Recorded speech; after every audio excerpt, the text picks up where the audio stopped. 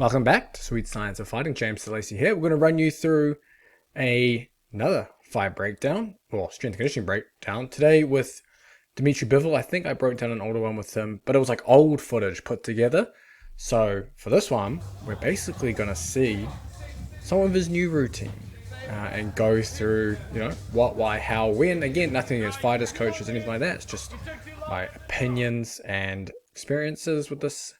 So looks like we have just a general warm-up on the bike. So we're going to go through what's going on here. So they're looking at upper body strength and power in this session, it looks like. And they're going to use max effort isometrics. And then have that with explosive movement. So essentially using complex training, but using isometrics as the main conditioning activity. So typically what you're trying to achieve with this, the phenomenon is known as post-activation potentiation. Whether that exists or not, doesn't matter. It's actually just a general good way to structure your training for strength and power. Now, what you're trying to do is you're trying to do a high force exercise as your main conditioning activity. And by conditioning activity, it's basically the exercise before the power exercise.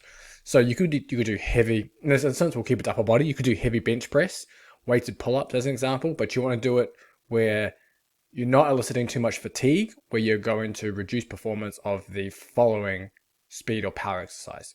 So if you're doing, say, a traditional exercise like bench press, you might do sets of 1 to 3, really heavy, and then you're going to rest a long time. Honestly, it actually depends. Rest can range anywhere from 90 seconds to like 12 minutes in the research. And then you're going to do an explosive or speed-based exercise that is using similar muscle groups. So we're going to run through what they're going to do here. So it looks like the first complex they're going to do is an isometric hold on the pull-up and then explosive band pull down. So they're holding, but they're trying to pull up higher and higher. So I think they're just doing a couple of warm-up sets here, and then a pull down as an explosive superset. Now I will say, with the isometric on this, it's hard to make this an overcoming isometric when you're doing a pull-up, because it's more of a yielding or holding isometric. Even if you're trying to pull yourself up and really squeeze, it's hard to make it a full overcoming isometric versus maybe if you're doing some kind of, so like a version, for example, if you're lying on an incline bench and you're holding a plate and you're trying to bend the plate around the bench, that way it's overcoming because you're able to pull on that and you're not just supporting body weight. Another variation you could do with a barbell, even in a barbell row position or something similar, or on a bench pull when you're like, or a seal row, where you're pulling the bar against the bench and trying to bend the bar around it. I think you'll have better force generation doing something like that versus the pull-up hang in this instance. But regardless, we'll carry on. So that's the first complex. So isometric there with a pull down. Okay. I watched this a little bit before, so I know what's coming for you guys. So this is like a push-pull against the barbell. So you can see one end is pushing, one end is pulling, so you get a little bit of that twisting. I actually really like this. This is a solid exercise to do. So the push-pull barbell and then into an explosive band rotation. So this is a cool little superset, this one, for rotational strength and power. So again, you can do this a multitude of different ways. You don't have to do it with just isometrics as your main rotational movement.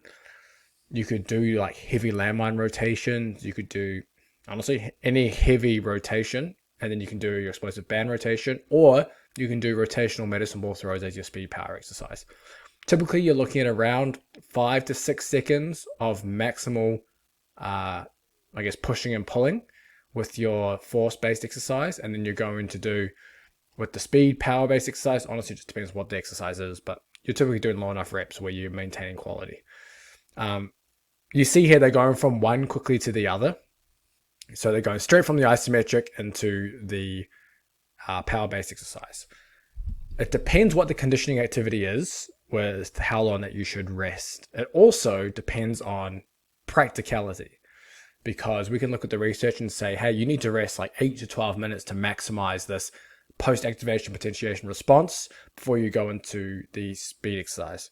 If you waited 10 minutes between every set you did this, it would take you 35-40 minutes to do 3 sets of a superset, which does no one any good in this instance. Now, I will say that the isometrics aren't as fatiguing. If you actually look at the research around, I don't believe, if we actually look at if you look at the meta-analysis summing up the most effective PAP strategies, isometrics are not one of them, which is quite interesting.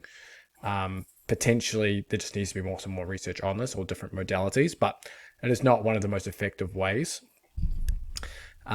Funnily enough, if you look at plyometrics as a conditioning activity, you don't have to rest as long before seeing that post-activation potentiation response in the speed power-based exercise.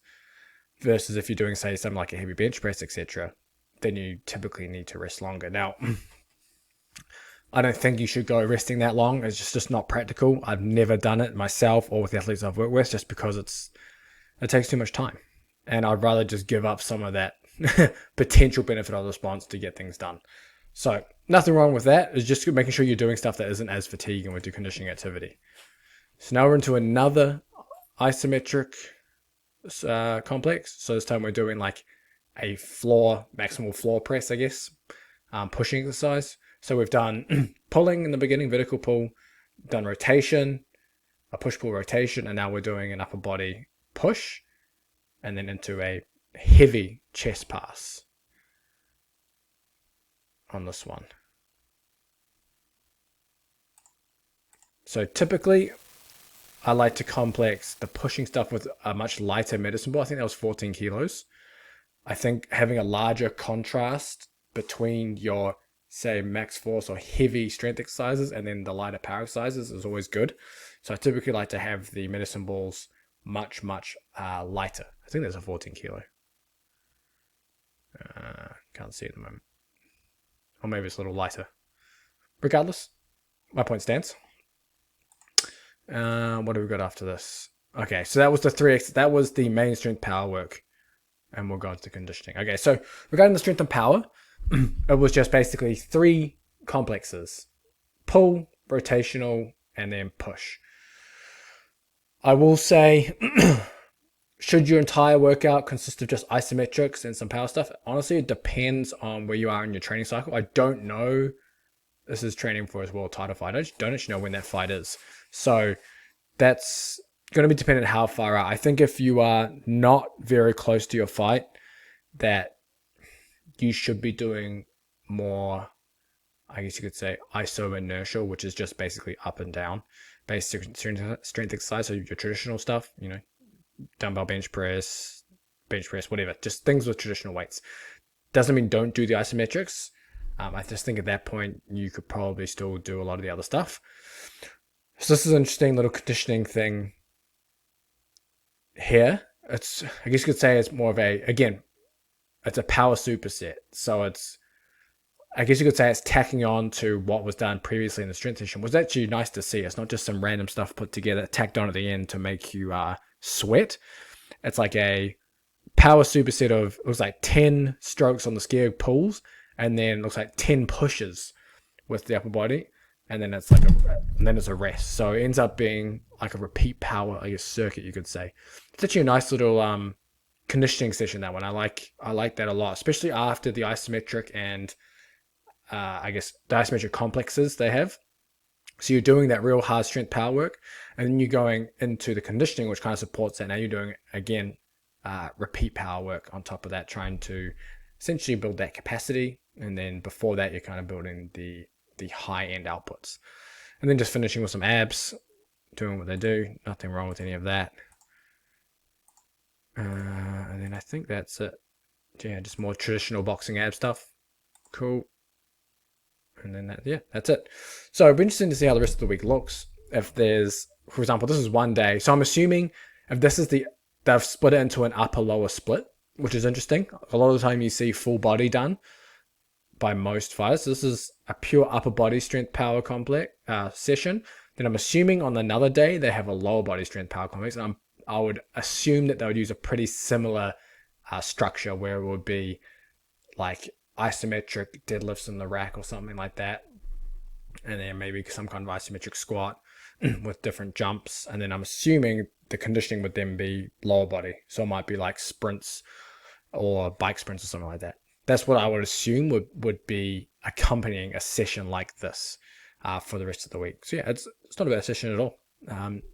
Depending on how far he's out from a fight. The nice thing about this is you don't have much fatigue on a session like this. Like if you did this session and you did say 3 or 4 sets of each of those complexes and then did that 10 hard skio strokes with 10 of those pushes and repeated that a few times, you'd feel pretty good. And if you were double daying that day, you would feel perfectly fine come, say, the evening or whenever it is that you have your next session.